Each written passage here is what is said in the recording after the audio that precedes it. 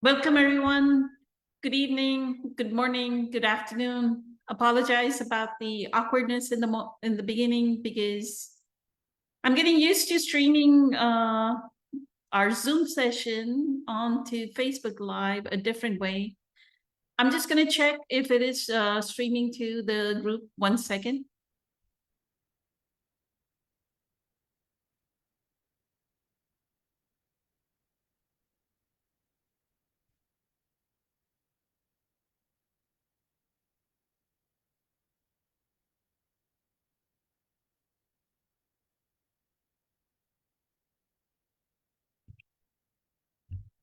Yes, it is streaming to the group. So let me welcome everyone one more time. Good morning, good evening, good afternoon, wherever you are. It is June 12th, year 2024. We are live on Facebook with April, who is part of our panel, has been on a panel for a few years, and she has quite a few modalities of healing, along with being a psychic, a medium. She's done massage therapy, quite a few different modalities. So please contact April if you would like to have a one-on-one session with her. And then we have Patricia here, who is part of a core group of meditators. Good evening, Patricia. And then we have Sharon, and Lakshmi has joined us. So Lakshmi, whenever you're available, if you can be on video, that would be fantastic. So today, April, I wanted to start off with, this is a question that somebody asked Eckhart, and I'm probably not going to get the whole thing. He's doing the spiritual guide to conscious manifestation. And in that course, somebody wrote him a question where they said, why would you want to manifest if you were in a state of acceptance? Would it not mean that, and this question kind of reminded me of Patricia, like she would ask something like this. So uh, uh, the person asked, if I'm in a state of acceptance, then I'm in a state of okayness, like I'm at a comfort level with whatever is, right? So why would I want to manifest? Why would I have any need to manifest? And would it not mean that if I were to say I want to manifest something different than what is right now, that I'm not being grateful for what is? So the universe is going to think I'm being ungrateful, right? So why would I want to manifest? So that is the question. If you want to get started, then I'll try and tag everyone on that post. Thank you. I think I remember that episode or of hearing that question. I think I remember that one. So there are some people that do live in that state where they are completely content with what they have and where they are in life, and they don't feel any sort of loss. Eckhart even talked about, when he was sitting on the park bench and he didn't have food and he only had his bicycle and he was completely fine and at peace.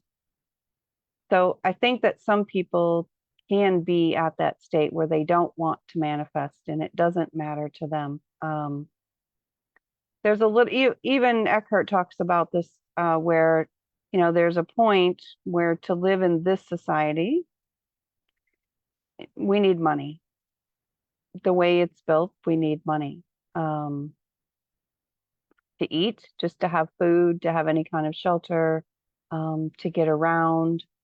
So if society was built a different way, then perhaps, we would be able to live on park benches forever and we wouldn't need anything. So I do think many people live that way. There's also people that we would call simple. They're simple people. They don't need much. They don't want much. They're not out buying the fancy house and the fancy cars. And and they're fine. They're perfectly fine with what they have.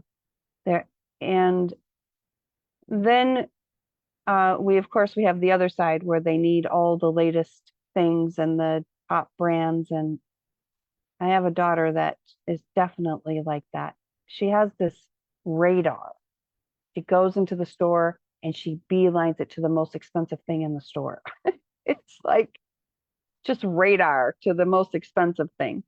Um, and I'm kind of, like, I don't need the most expensive thing. I don't need the fanciest thing.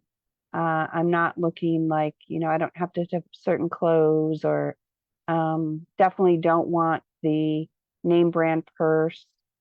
And it is about being satisfied, and it is about being grateful for what you have. Um, and I think it is more about not being attached to whatever it is you would like to manifest. So just because you have a desire for something, that doesn't mean that you're not being grateful. That doesn't mean that you're completely in the ego. It is more about if your identity is attached to what you think you want to manifest or that you need to manifest. But also the opposite is true. Like, oh, if I manifest, then if I need something or I want to manifest something, then I'm not being a good person, or I'm doing it incorrectly. There are people who are here who can live with very little. It's okay. There's people that can go and live off in the woods. That's okay. But humans, we're not actually here to have and do nothing. That's part of the experience. You are here to experience. You are here to, go to a retreat or to manifest a certain house or where you live. It's part of the experience too. So I don't think that if you want to manifest that means that you're off course. I think it's okay. I think it's more about not tying your identity to it and not your ego to it. Being attached to the outcome or being attached to the manifestation. It's about being at peace where you are right now, but it's okay to have a desire to expand. And that's the fun part for the universe. Actually, the universe likes to help you create. That's what the universe does, is create. So I think I do remember hearing that talk with Eckhart. I don't know what he said, though. I don't remember what he said. Yeah, I don't remember his response, but Yeah. what I wanted to explore here, April, is a state of acceptance, like the confusion Mhm. over terminology that Eckhart uses, right? A state of acceptance does not mean that you are not going to act whatsoever. Right. That is inaccurate. If anybody is thinking a state of acceptance means I'm going to be a doormat, I'm just going to lie and let the steamroller roll over me, right, is not the state of acceptance. The state of acceptance is actually when we have this infinite depth of presence. No matter what happens to us, we are non-reactive. That is the state of acceptance. Right? So Yeah. if you manifest something, we are okay with it. If you don't manifest anything, we are okay with it. Yeah. Right? That is what the perfect presence, that is when that so what I, first of all, from the question itself, it implies that this person still has not achieved that level of depth of presence Mhm. to know of their state of acceptance. What Yeah. does Eckhart mean by the state of acceptance? Yeah. It Right? also indicates to me self-judgment, right? I'm judging Or myself because I want to manifest and I shouldn't want to manifest. it's not even judgment. I kind of feel like some people, it's like that imposter syndrome. They don't want to, like, if I were to do something and if I were to fail, then I'm afraid of that failure, right? So I'm going to use the terminology of Eckhart and go, oh, I need to be in a state of acceptance and be, so I don't need to manifest. Does that make sense? That's what I see. That, okay, I'm scared of doing, anybody that does not want to keep going and improving their life is more going into that, I'm too afraid of failing. Right? Some people, a lot of people are afraid of failing, but a lot of people actually are afraid of the opposite too.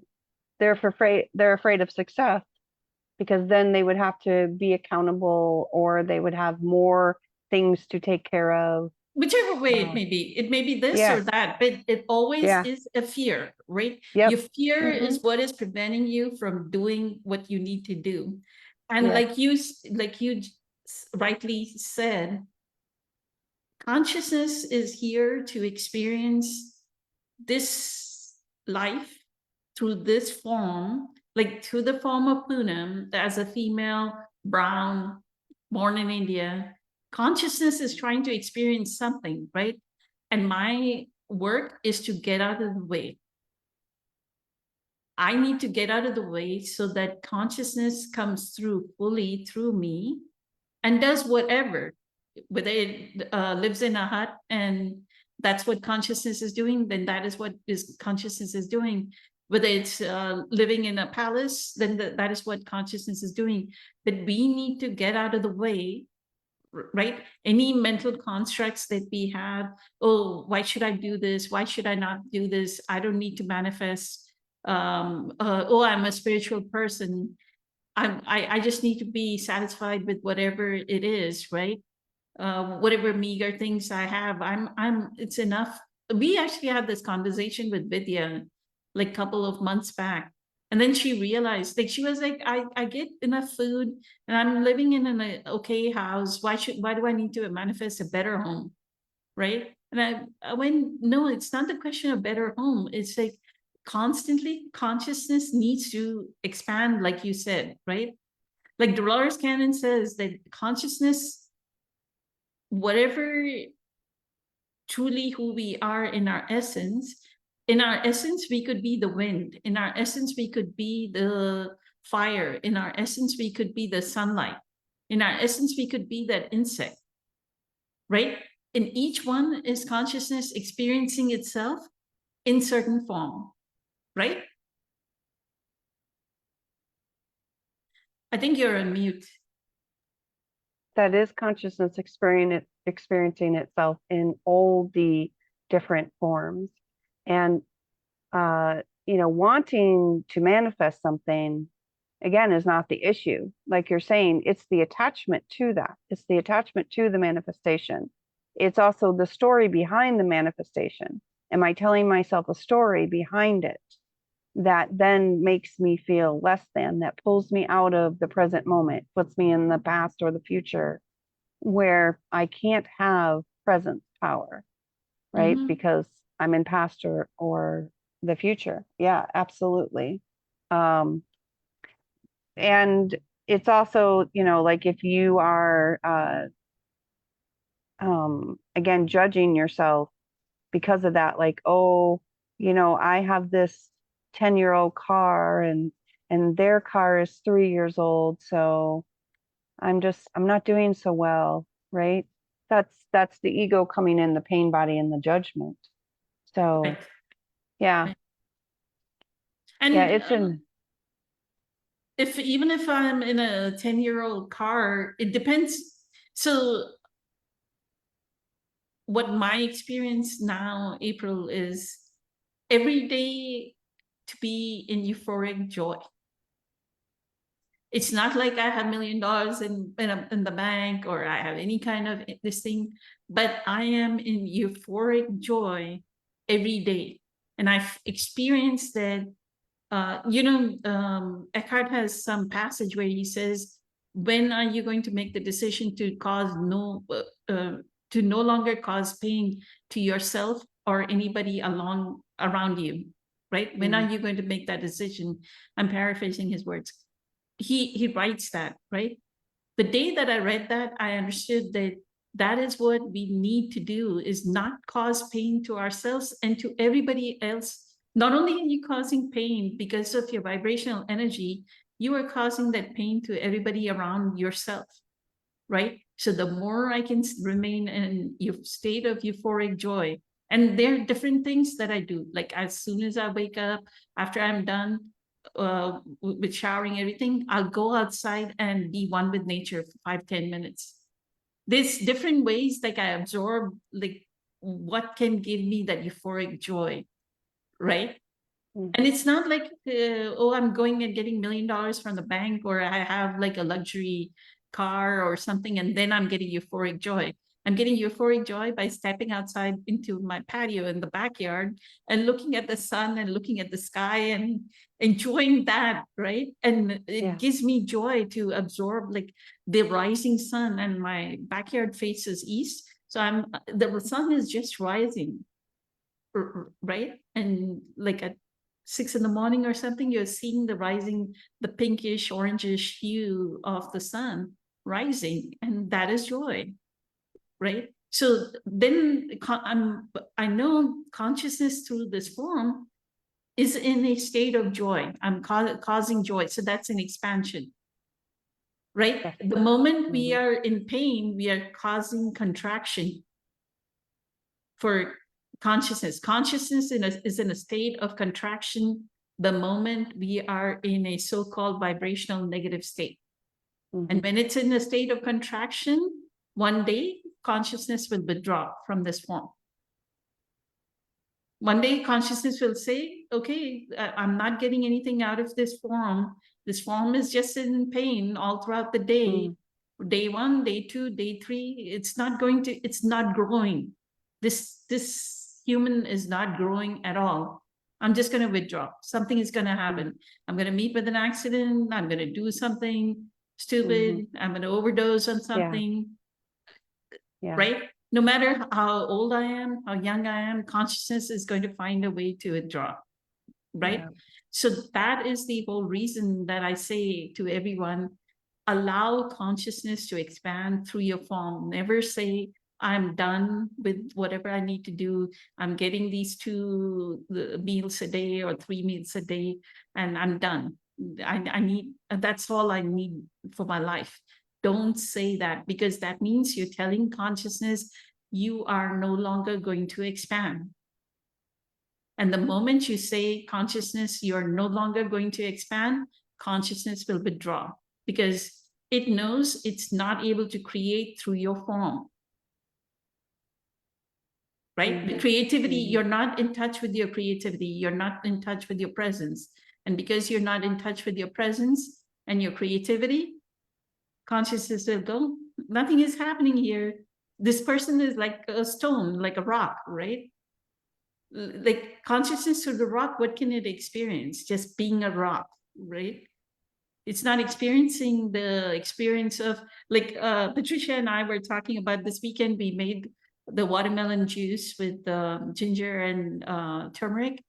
Oh my God, it was so heavenly. Like I would drink it and I would like, and especially it's so hot in Texas right now, the cold, that cold sweet juice, it's like so refreshing. It is so refreshing. I did exactly what Patricia, you did, which is like I drank 2 or 3 glasses. I kept chugging it, like I kept chugging it and chugging it. I was like, how much of this liquid am I going to drink, right? So, but it was heavenly. But that's what you agree, right, April? Like that's what Dolores Cannon says. And her books, Convoluted Universe, show how many ways. How many of her patients, she must have interviewed between the 4 or 5 books, she may have interviewed like 20, 30 people, how consciousness that can be just like the dust that was formed when the Big Bang happened, right? there was this person that went into their past life, and the past life they remembered was the gaseousness that was formed during the Big Bang. They remember themselves as that, Yeah. Mhm. right? Yeah. Yeah. I remember she did say that. Yeah.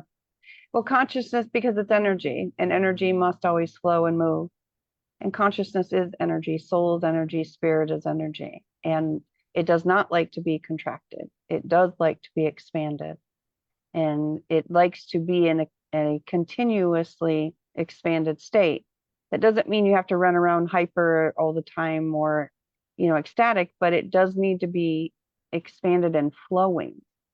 And that Mhm. comes from being content, being peaceful, being in the present moment. So yes, it is true. And it's not manifestation, is the energy of creation. So it's not the egos can manifest. It's not that the egos can't manifest. So if somebody is just in love with money and they want all these things, they can manifest through that. Many people do it, Patricia. So, but it usually it's like all the movies that you see. You have this big corporate person up there, they're working 90 hours a week, they have all these things, but they're miserable and their life falls apart. So it's not that you can't manifest through the ego, you can. But if you want to be in that expanded, peaceful, happy state, you want to manifest with consciousness, right? So, and who's manifesting? It is your soul that's manifesting. Your soul has some sort of desire or some sort of want. And it could just simply be to, again, go to a retreat, to heal, to grow, to evolve. That is a desire. So there's people have this thing like, I shouldn't want any desires. Well, then you're not being consciousness. You're not being energy, because that's what it wants to do. So it's not a bad thing, but it does carry this kind of bad, oh, we shouldn't want any desires from the Buddhist traditions, but that's not it. It wasn't that. It was the attachments to the desires, right?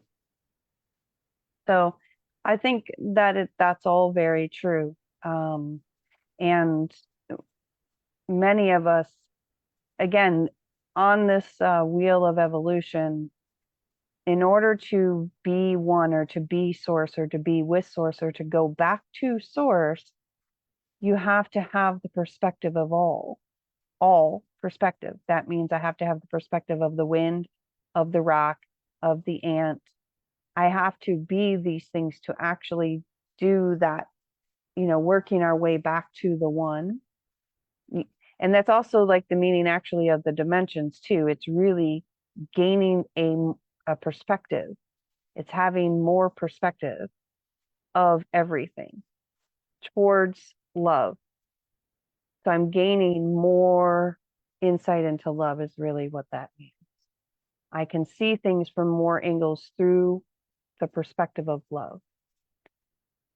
And everything is part of source. Everything is part of that energy and that's consciousness. That's why it doesn't have judgment like we do. We judge it as though, oh, that's bad or that's lower consciousness, but source doesn't actually do that because it's still part of it. It's just at a different level, right? It's at a different level of consciousness. It's still energy. So yeah, it's very interesting when you really kind of stop and look at it. But if anybody is worried about that, one of the main things I would say is to make sure that you're not judging yourself. And Well, then also what I wanted to say, April, like you brought up like a lot of external manifestations, right? The car or the house or whatever it may be. sure. But there's also this inward journey, like when we, and this is what Mhm. Dr. Joe teaches, right? The knowing of your unlimitedness, your limitlessness, right? That you're an unlimited genius, like he calls us unlimited, he always says geniuses. The fact that he brings us in touch with that unlimited dimension is an inward. The more you go inward, deeper and deeper and deeper, that is an expansion. That is consciousness going inward and curving back into itself and going into infinite depth. Right. So that is in itself a manifestation. Like you don't even have to do anything. If you can sit on a chair and go inward, Yeah. that is an expansion. Right. Yeah. I'm not even saying that people say, oh, I don't want to, like this person saying, I don't want to consciously manifest. No, you can sit in a chair and go to the infinite depth of who you are. Right. And that will bring them more to the truth of who or what they need to do in life. And I truly, truly believe each one of us was born here with a certain gift. The gift needs to be discovered. The gift needs to bloom out of that each form, each living form. And flowers do it. They bloom to their brightest and beautiful gorgeousness. We need to flower the same way, right? Every human needs to flower. And if you don't make the inward journey to that depth, you will not know what is it that you need to manifest. The reason why you don't know what you need to manifest is because you have not gone into that inward depth. The journey inward was not made, right? If they would have made that inward journey, they would have known, oh, in one of those moments of going inward, they would have understood that, oh, this is what consciousness, just like Eckhart suddenly knew that, oh, he needed to write The Power of Now. A book was ready within him. Right, out of doing these little teachings of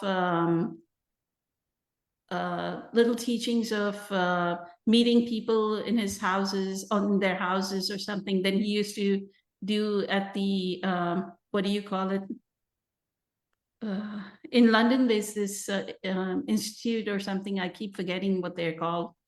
Even J. Krishnamurti is out of that same institute now. It completely escapes my mind. But he gave a talk at that institute, and then spiritual.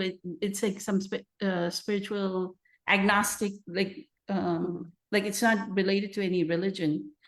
It's called Theosophical Society. Oh yeah, perfect. Thank you, Lakshmi.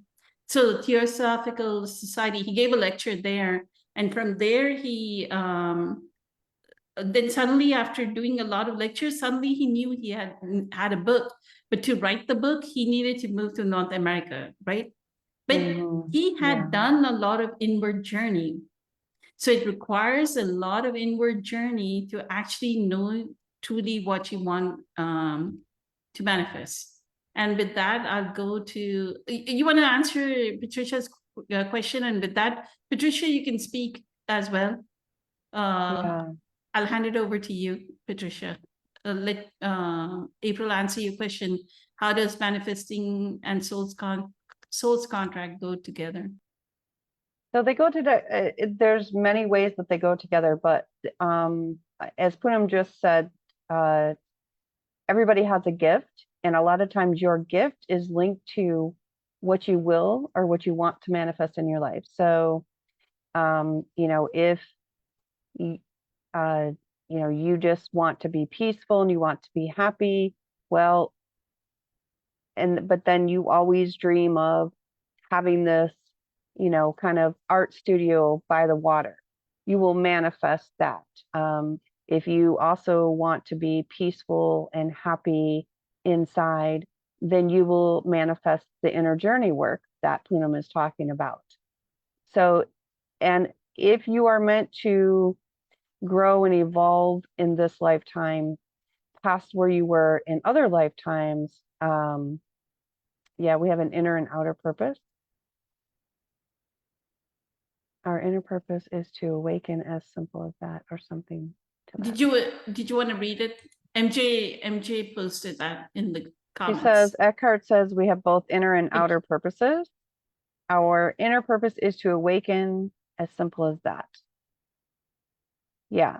And that's what we're saying is that inner work going within. So if you want to get rid of your depression or your anxiety, or you just want to be peaceful, or you just want to be happy or calm, that's where that inner work will come, and you will manifest those things. You'll also manifest the situations that will trigger you to be happy and to be calm and to be peaceful, right? You'll manifest the rushing traffic or something that will be your school, right? Your teaching ground. So they're interlinked, right, to it.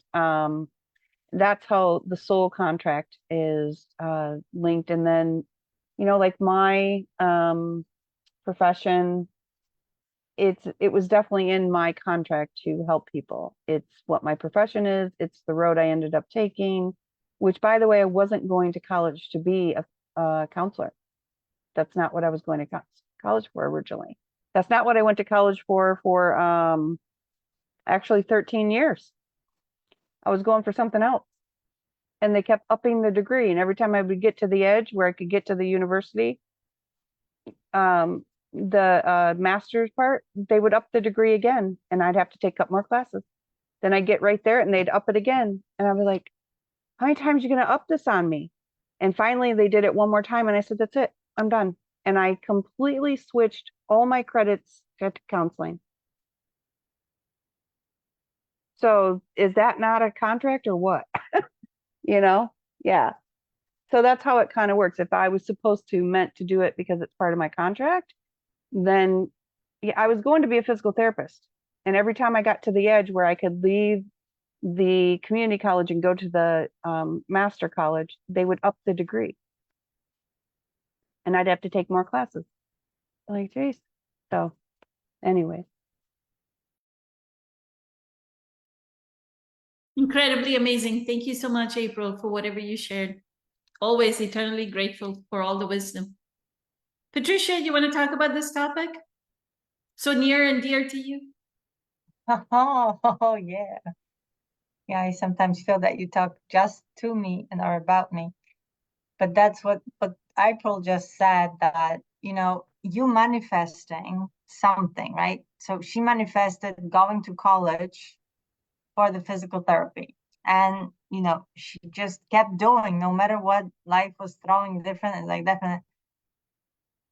So so that was ego manifesting? Because it looks like the consciousness nudge you, kept The easy giving you a way, sign that it's not the right manifestation, that you need to be somewhere else, but you kind of kept doing that path. So I'm a little confused what part of the process the easy way to understand it is two terms that Abraham Hicks uses. She says we are either creating by default or we are deliberate creators. Creating by default is the going to the university, going and getting a degree, and then getting married, having 2 kids, having that white picket fence house, 2 cars, 2 kids, doing the daycare and all that, right? That's creating by default. When we start to deliberately create is when we are consciously manifesting. That is when we are in line with our soul and we are doing what the soul wants us to do. April, you want to add on to that? Thank you. Yeah. So initially, it was ego for me. I was going to college because I wanted to be able to support my girls on my own, by myself. And so that's an ego thing. I also thought that I needed to go to college because my dad went, and it was an energy that was in our household that, you should go to college and be educated. That's ego. But it ended up being my soul contract. It ended up being consciousness because it allows me to help to heal people, which is my passion, which is my gift and my passion. So it it can start out as ego, and then it morphs into your soul conscious. Again, if you watch many of our very high CEOs, business owners, it will start out as ego and it will turn into something different. So it's okay if your ego starts something, but if it's not what you're supposed to do, and if you're not at peace with it, if the consciousness is not in it, then you will not be happy. If you are doing it because you're trying to prove something, then you won't stay happy. If you're doing it because you need the biggest house on the block, you will not, it will not, that's not consciousness, right? So you So gotta have also a noble purpose to manifest. it doesn't have to be novel. It's not novel. It's Noble, it's noble, not noble. Noble. no, She it's not means noble noble. because yeah, no, it's not noble either. So like me helping, it's your passion, it's what you love to do. It's something that you give, that you can give also freely, that it doesn't take from you, that you can do with peace, with love, with contentment, right? Mm. There's a joy in it, there's a peace in it. Something that you wouldn't consider work, right? Right, Because in a way. that if you have to force something, it's work. You like affording something. But if you do something effortless, it's just flowing through you. So That's if I called was doing, yeah, and if I was doing it like in the beginning, I was doing it because I needed to take care of my girls all by myself. That's ego. Or if I said I have to do it because I'm a woman, I have to go to college and I have to prove that women can go to college. That's ego. But if I'm doing it because you know what, this fits me, it just fits. It feels good, it feels right, it feels in line. Now I'm in consciousness. So that's what we call a calling. People would say, I have a calling. I don't know why, but I Yeah. need to do this. That's Mhm. what it is. But everybody has a calling. It's You not just have like to learn to listen, right? everybody needs to go in. If they don't know what their calling is, that means they have not become still enough or listened to the universe enough or felt that rhythm. Like Oprah has this word that she uses called listen to the whispers of the universe. We have not listened. She has always listened to the whispers of the universe, right? So Oprah has this way of saying that when she was little, she would get like a little Mars bar or whatever chocolate, right? And then she would hold on to it. And she was very poor. She was a daughter of a cleaning woman. Her mother was a cleaning woman in Mississippi or somewhere, right? So, and then her grandmother was also a cleaning woman or something. So she was not well off, Oprah, but she would get like a chocolate, but then she would hold on to it. And when she had like a couple of friends or cousins or something, she would break off a piece of it, right? And give it to the other kid. In that, in the joy that she saw in giving to other people is what rippled out, right? Into her giving so much. Like, you know, in Oprah's shows, she always gave lot of, everybody has this joke about Oprah says, you got a car, you got a car. She gave away cars in one of her shows, right? Every person in the audience got a car in one of her shows. But but she said as a kid, what seeded that intention was as a kid, even though she was a kid of a cleaning woman, when she would get a piece of chocolate, she saw the joy when she broke away the piece of the chocolate and shared that chocolate with other kids, what joy it gave her in giving that. I mean, that's pretty generous, right? Like, I would think that if you were that poor, if you got something treasured like a piece of chocolate, you would eat it yourself, right? That would be the egoic thing to do. But she would like hold on to it and keep it.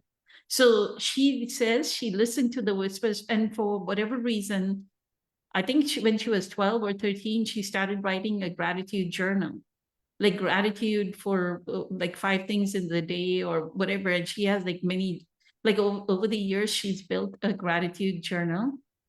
And I think that is another piece that kept her in being in touch in that high vibrational state, that she was able to like constantly like get things that she needed to move her to where she is.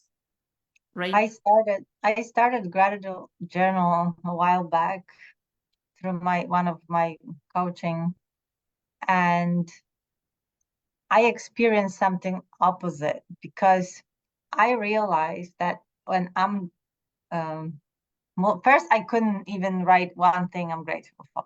Then I started really everything, and I caught myself and my ego that if I don't write that I'm grateful for something, I'm gonna lose it.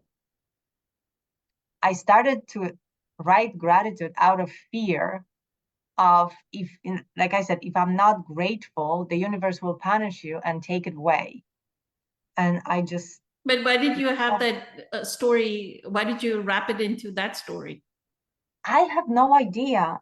Like I said, So look at the self-talk in your head. right. So that was crazy. That's what I found out, that, I'm still looking for approval for doing the right thing, and just to now not only please my dad, but please the universe. Like, look at me, I'm doing the right thing. Why don't you reward me?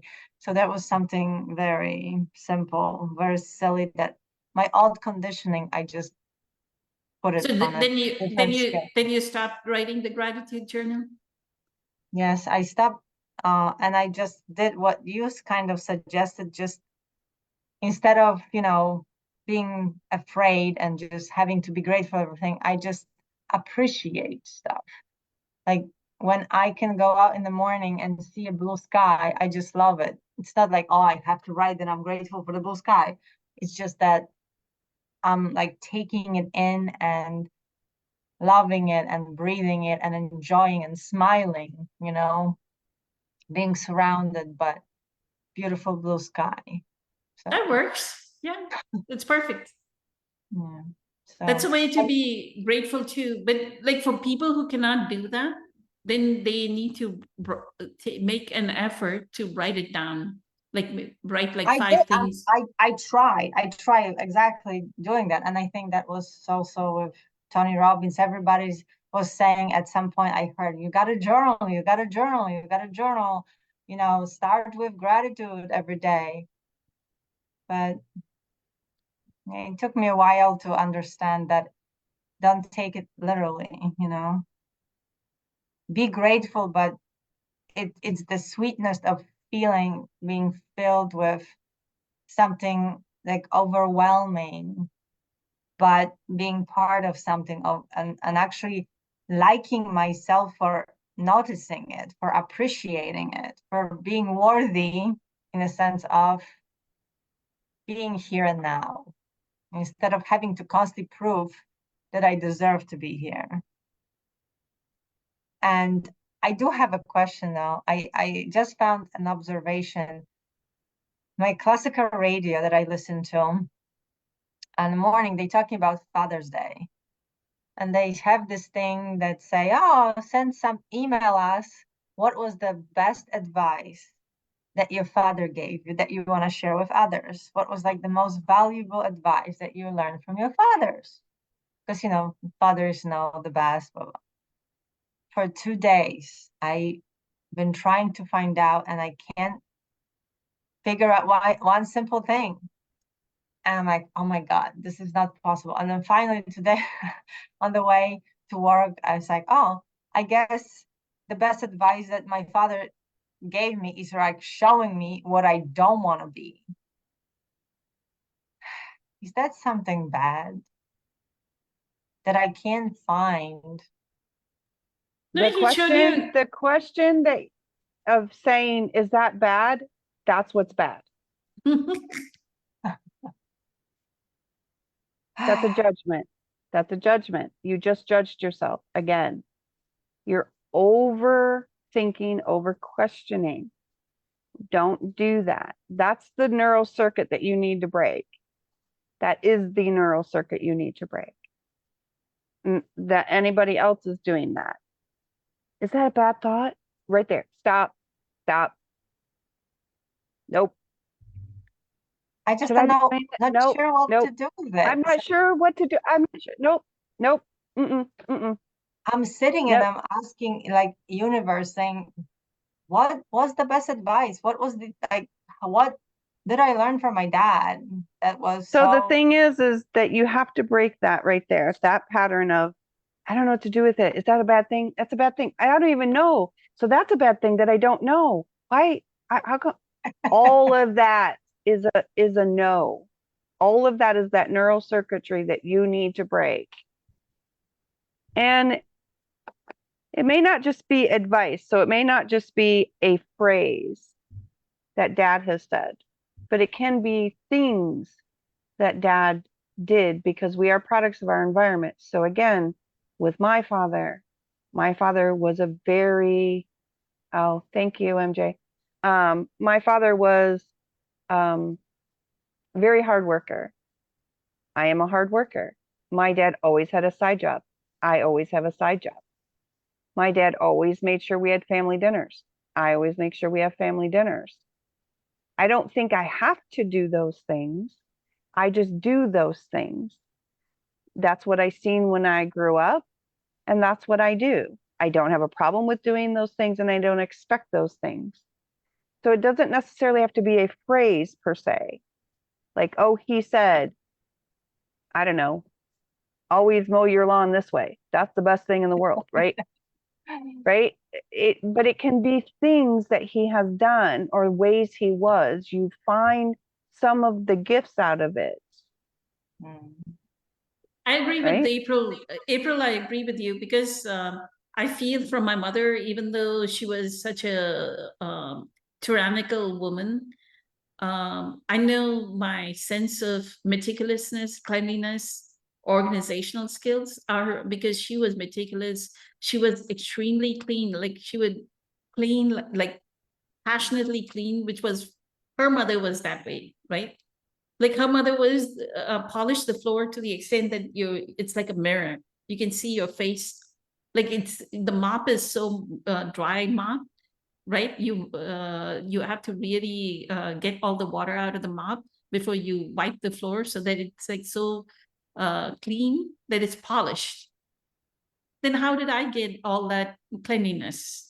Right? That spick and span, keeping like if I clean the fridge, it's like completely spick and span. Right? It's not like a half done job, half baked job. Right? Like yesterday I cooked dinner and then I immediately cleaned the whole kitchen after I did all that. Right? I left when I went to bed, the kitchen was like completely clean. So where did I get that?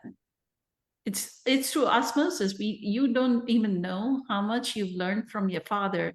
This doggedness about things, right? You have that from your father.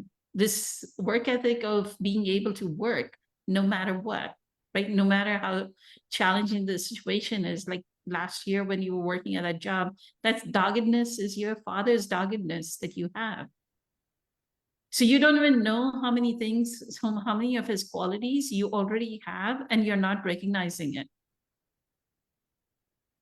Mm. right? The sense of discipline of being able to get up and go do it, because he always emulated that he provided for his family. He got up and did his work, right? He Yeah, provided and for the then family. worst situations. However, it costed him he is bipolar so deeply and antisocial right now. So I think part of me doesn't want to see those certain things that he did as good because I don't want to end up like him.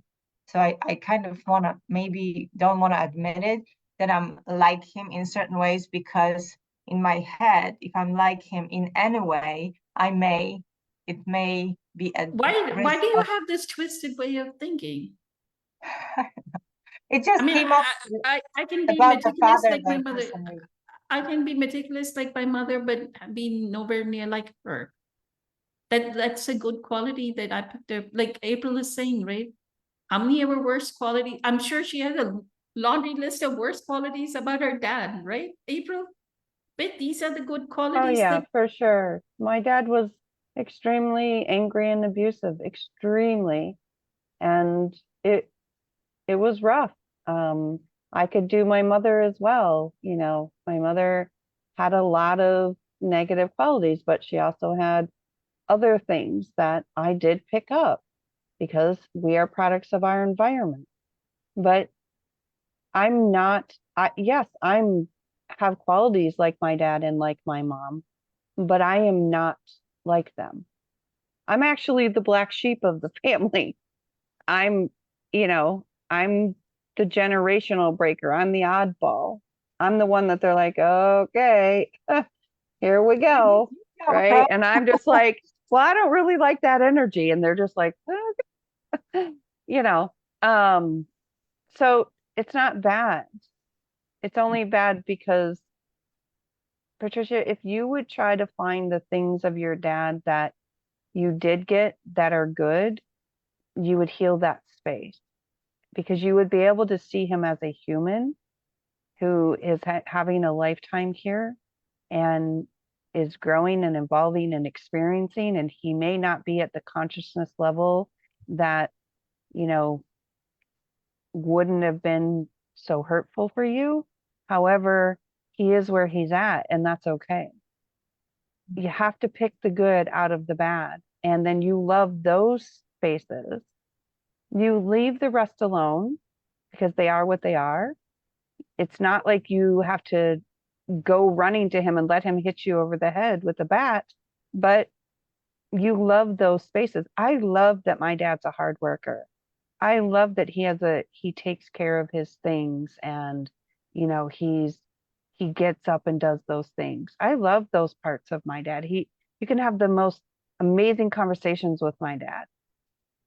I love those qualities of him, right? So when you do that, then you get to love them. You still know that they're not fully well. That's okay. They don't have to be. And you can love the parts of them that are good. Everybody has good and bad in them. I mean, if we want to use those words good and bad, but just to make it simple, everybody has those qualities.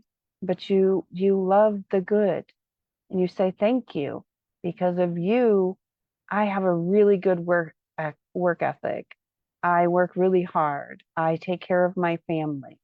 I'm a responsible person. Whatever it is that you come up with. But you don't say, I have to be a responsible person because my dad was. No, now that's ego. Now we're back in the pain box. Right?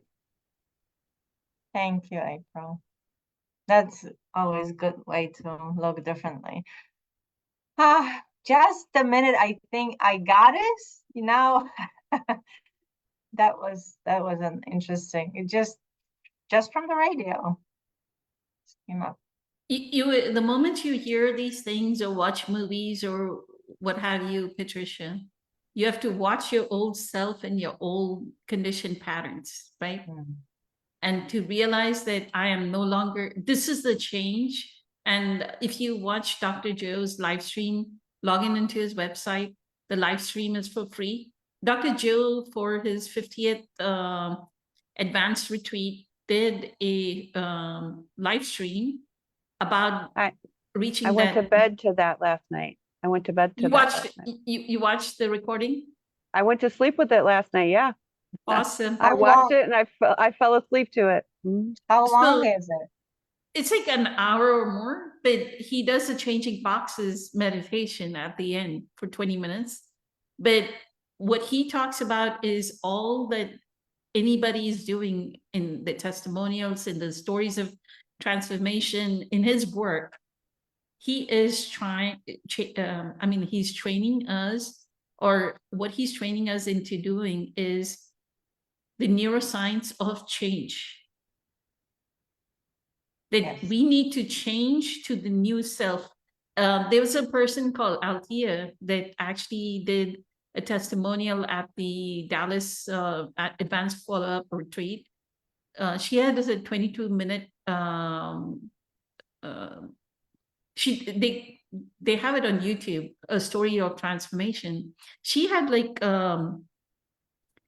cancer, like all in the brain, like all throughout her body. She had like golf balls or big balls of cancer, right, all throughout her body. And she did not get healed during a coherence healing. She just healed. But if you look at her story, she used to be a really angry person. She used to really be scathing and like highly negative person. And you can, through her story, you can see through the meditations, she started to change. And then her children themselves were saying, Mom, you are no longer the same kind of mom, right? And a lot of people, if you look at the stories of transformation, they will say that I left that person at that retreat when I had that magical moment or euphoric moment, or that moment, I left that old me there. I left them at that tree. I left them at that beach. Marco Island in Cancun, they do it at the beach. I left that person at the beach, or somebody did it by the tree. They got that euphoric moment at the tree, and I left that old person. So whenever, what I wanted to suggest to everyone that is following Dr. Joe's meditations is when he starts to say you're in a new body, the whole new environment, a whole new time, say, I'm leaving my old self there. Like I did a walking meditation in my neighborhood, and there was at one point like where he said at the end, I was still walking when he said, you're in a whole new environment, and I said, I'm leaving the old me there. So that shift, little shifts in you is what will finally like bring the big shift. Right? The more you leave the old self, this old programming, the way of thinking that you have, you need to, that's the breaking the habit of being yourself. The more you can change that, the more you will be able to, like, you'll know what you're doing. And then suddenly insights will come. Oh, I need to take this course, or I need to go down this path. Oh, I think I can do this, like whatever Dolores Cannon's, what does she do? Past life regression hypnotherapy. Maybe I love past life regression hypnotherapy. Maybe I love Anthony Williams's protocol. I can do something different about that protocol, right? So they're different things that your insights will arise. Like right now, what I've been doing is I love Eckhart's teachings. So I've been supporting this group since 2016, right? Maybe in a year or two, I may not even want to do this. I will want to do something else. But for right now, consciousness, this is how consciousness wants to express itself, right? And realize, and this is what I wanted to tell April, is no matter how many ever years you took different courses or something, April, somehow they will serve you in providing some kind of guidance to somebody. That knowledge was never lost. You needed to take those courses for a certain reason. If the universe allowed you to take those courses and do that thing, right? Then that means there was a reason behind it. The reason why I say this is when I came to the US, like I didn't have money to pay for my tuition. So what we normally do is get what is called a research assistantship as a master's student. So they give you like, they waive your out-of-state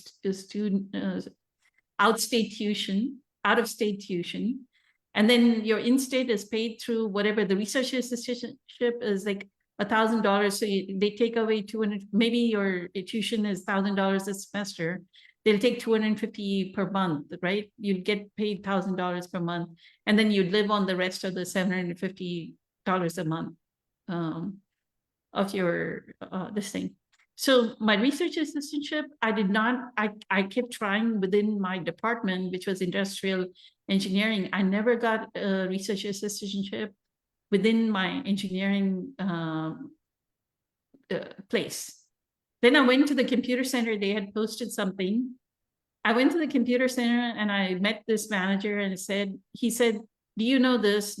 Have you worked with computers? I said, no. Have you done this? I said, no. Have you done this? Do you know Token Ring? I said, no. Do you know how to run cables? No. Everything was a no. Every question he had was a no. And he said, okay, come back tomorrow and I'll hire you. You'll get this research assistantship, right? That research assistantship led me to taking up a job as a help desk network person. That led me to a job that I started installing, like I became somebody that does system administration, right? Installing servers and everything. With that experience, I became a project manager in the same field because you do the work, you know how to direct other people to do the work, right? And I've been a project manager ever since. I don't have any certification for it or anything, but I have the experience, the practical experience, right? So just see, this is the co-creation by default. So why did I come to the US? Because I was poverty stricken, right? To get out of poverty, you have to get an education. The only way out of poverty is get an education. It has nothing to do with ego. I'm not manifesting through the ego. This is survival, right? I mean, poverty in the sense, actually, Eckhart reminded me when he was talking about how poor he was. My mother, she was earning 300 rupees a month. We did not have a refrigerator. If he wanted something cold, we would buy a block of ice during only the 2 or 3 months during summer, a huge block of ice. And then we would put things to cool down by the ice, or like take the ice shavings of ice and put it in cold drinks, like lemonade or something, right? And drink that. But then we didn't have a refrigerator. The vegetables came, they were wrapped in like gunny bag, you know, like you wet the gunny bag and you wrap the vegetables so it'll survive. But the vegetables will survive a day or two. That's it. Then you go get fresh vegetables again. So you would constantly shop for your vegetables because you didn't have a way of preserve. You didn't have the money to buy. Like I didn't have a blender. I didn't have a TV. I grew up on a radio, listening to a radio, right? In the night, our entertainment was listening to some songs on the radio. That was it. We didn't have a TV. I didn't grow up with all those luxuries. So what is that human beings thinking? I need to get out of this poverty, and the only way out is education. And to do education, I need to get a bachelor's in a professional field, which I don't even know if I'm so good at math or physics or what, but I went and became an engineer. Right? And then out of the engineering, then the next path is get a master's. And to get a master's, if you come to the US and get a master's, it's more respectable, right? So you get respectable. Then the moment you get respectable, you will get some student loans. Now you have to get a job here to pay down the loans. And then life starts. That's all creation by default. You just survival. You're surviving and surviving and surviving. The conscious manifestation is then try to figure out what is my natural, what does consciousness want to actually do through me, right? Figure that out. So it has nothing to do with manifesting out of the ego. I don't think April got the education because of her ego. She got it out of poverty. If she wouldn't have gotten the education, she would have been poor. It's mere survival. It's mere survival. It is survival. Some of it was ego because it was, you know, my dad telling us basically, you know, this is what you need to do, that kind of thing. But it really was survival. And actually, I never forgot, I watched Oprah one day, and this was back when she was really super, super popular. And she talked about being poor. And she said those exact words. She said, education is the way out. It is the light at the end of the tunnel. And I never forgot that. Never. And from that moment, I was like, I'm going to college. I gotta go. It's my way out. It was the light at the end of the tunnel. So yeah, absolutely. And haven't So you it's done good. better if you would not have gotten the education? haven't you done a lot more better? Oh, yeah, for sure, So for sure. Yeah, definitely. I live a So- lot more comfortably than what I was living when I was Yeah. 6, 7, 8 years old. Absolutely, definitely. Yeah. So this was good. This was a good talk. Right? We did good. I'll find some more questions. Okay, All right. incredibly amazing. So eternally Thank you. grateful. I know Christina and Lakshmi joined us and Sharon too for a little while. So thank you so much. Always such an elevated conversation, so profoundly humbling. Oh my God. Many blessings, much love. We meet again in Thank 2 you. weeks. Thank Have you. a good Bye. night. Bye. Have a good night. Bye.